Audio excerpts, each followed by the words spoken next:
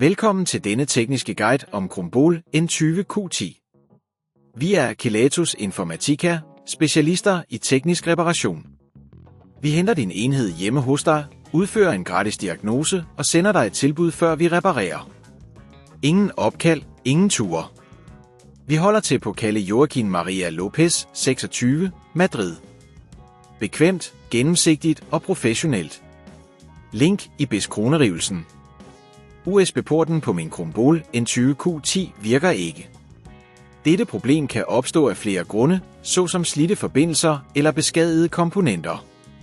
Hvis det ikke bliver repareret i tide, kan det føre til flere problemer, som kan påvirke din enheds ydeevne og funktionalitet.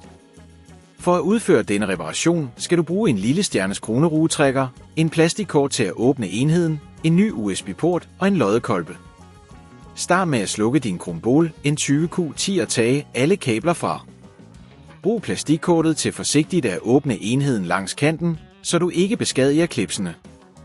Når enheden er åben, skal du finde den defekte USB-port. Det er typisk placeret på hovedkortet. Hvis du ser, at der er slid eller brud på porten, er det tid til at fjerne den. Brug S-kronerugetrækkeren til at fjerne de små S-kroneruer, der holder USB-porten på plads.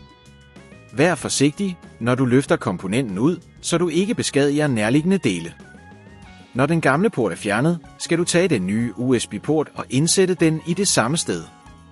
Sørg for, at den sidder korrekt.